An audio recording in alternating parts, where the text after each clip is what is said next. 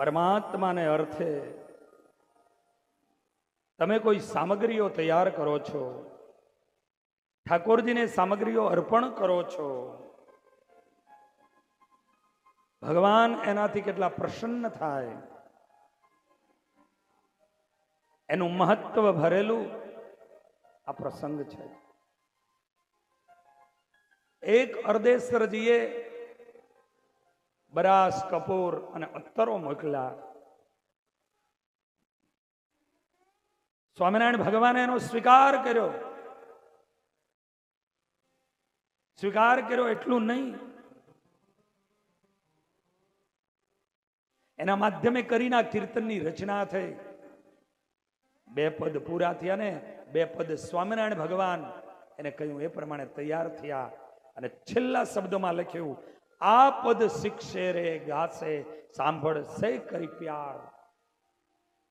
આ પદ શીખશે, ગાશે, સાંભળશે કરી પ્યાર, પ્રેમાનંદનો સ્વામી લેશે તેની સાર. એક માત્ર ને માત્ર આપેલી સામગ્રી, એક વખત મોકલેલી સામગ્રી, ઠાકોરજીના ઉપયોગમાં એક વખત પોતાની વસ્તુનો ઉપયોગ થયો અને ભગવાન કેટલા રાજી થયા. એના માધ્યમે આ કીર્તનની રચના થઈ અને લખ્યું કે આ પદને ગાશે, સાંભળશે, પ્રેમાનંદનો સ્વામી એની સંભાળ લેશે, એની સાર લેશે. તો નિત્ય તમે ઠાકોરજીની સેવા કરતા હો, તમને શું ન મળે? બસ મારે આ કહેવું હતું. માટે નીચી ટેલ મળે તો માન મોટા ભાગજો. ઠાકોરજી, સાધુ સંતો, મહાપુરુષો, એની સેવાની નીચામાં નીચી ટેલ મળે તો જીવનમાં પોતાના મોટા ભાગ્ય માનવા. અને સ્વામિનારાયણ સંપ્રદાય એમ કહે છે, સારા એ શાસ્ત્રોનો નિચોડ એવું કહે છે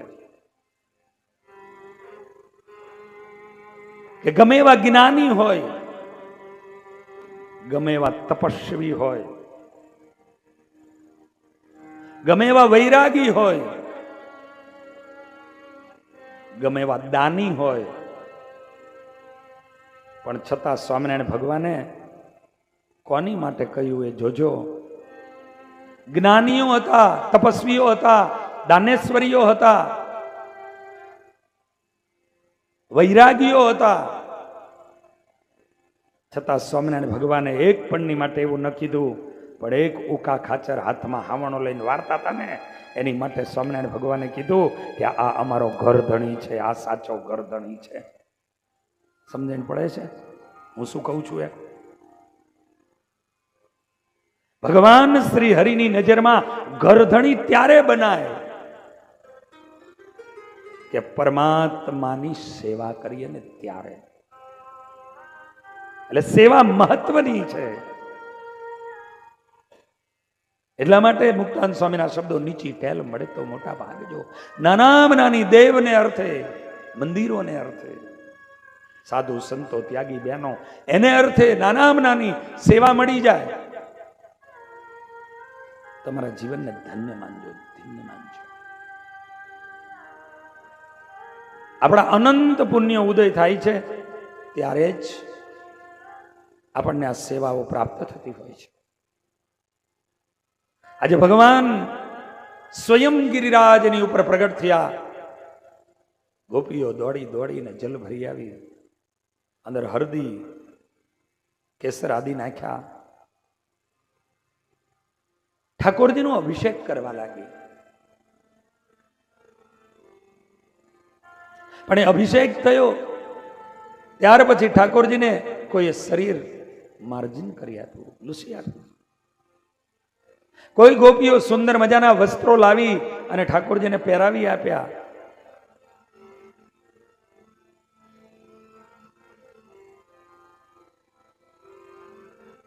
અને પરમાત્માને આ રીતે જ્યારે તૈયાર કર્યા, ઠાકોરજીને તૈયાર કર્યા, ત્યારે એક ગોપી આવી ઠાકોરજીના વાંકડિયા વારમાં સુગંધી તેલ નાખી આપ્યું.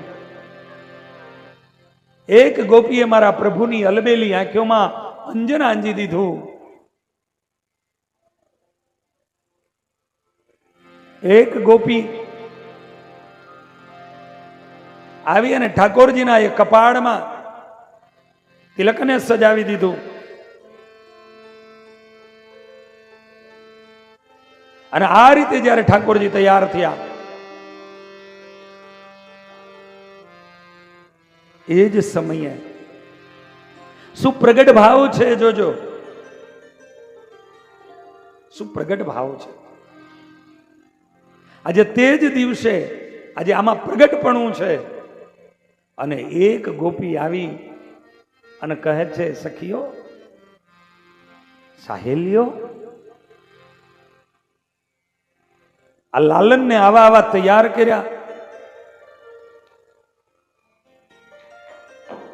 તો તમને એવું નથી લાગતું લાલનને નજર લાગે? આહ! અને તે દિવસે એક ગોપી હાથમાં અંજનને લીધું અને અંજનને લઈ પરમાત્માને આવા તૈયાર કર્યા છે. અને અમારા લાલનને નજર ન લાગી જાય એટલે લાવ એના ગાલ ઉપર એક કારું ટપકું કરી દઉં, એના કપાળમાં એક કારું ટપકું કરી દઉં. આ પ્રગટ ભાવ છે. આ પ્રગટ ભાવ છે. એક માં પોતાના નાના એવા લાડલાને નવડાવે, પાવડર લગાવી દે, કપડા પહેરાવી દે,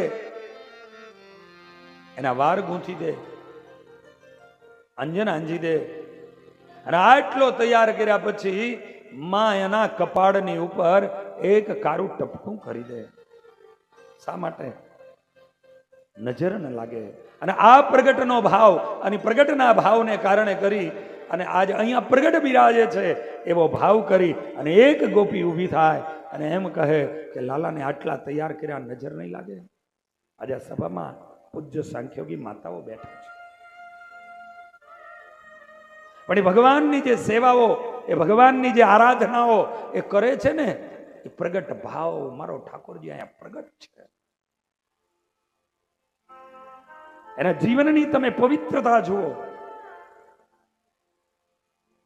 એના જીવનના તમે તપ જુઓ. ખાલી આવા તપસ્વીઓ, આવા ભજનિકો, એનો સદગુણ લ્યો ને તમે, તોય તમારા પાપ ધોવાઈ જાય, તમારા પાપ ધોવાઈ જાય. વિચાર કરજો. સમાજની બીચમાં રહેવાનું, પોતાનું શરીર સ્ત્રીનું હોવા છતાં કોઈ સ્ત્રી અડી જાય ને એમને, તોય સબોરા સ્નાન ન કરે ને ત્યાં સુધી પાણી પણ ન પીવે. શું એના નિયમો છે?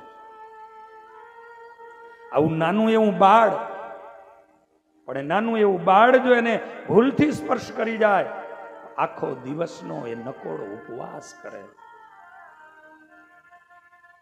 અરે ઠાકોરજીની મંગળા ન થાય અને જેદી એ મંગળાના દર્શન ન થાય ને, આ પ્રગટ ભાવ છે. જોજો, એ ઠાકોરજીની મંગળાના દર્શન ન થાય ત્યાં સુધી આખો દિવસ જો જેદી મંગળા ચૂકી તેથી જમવાનું ચૂકાવી દેવાનું. શું ભજન આપણી બીચમાં રહેતા હોય, આપણને આપણા જેવા લાગતા હોય. એટલા માટે હું કાયમ એવું કહું, સાધુ સંતો, ત્યાગી બહેનો, મહાપુરુષો, એની સામે જ્યારે જાવ ને ત્યારે તમારા દેહે દ્રષ્ટિના ચશ્માને ઉતારી નાખજો.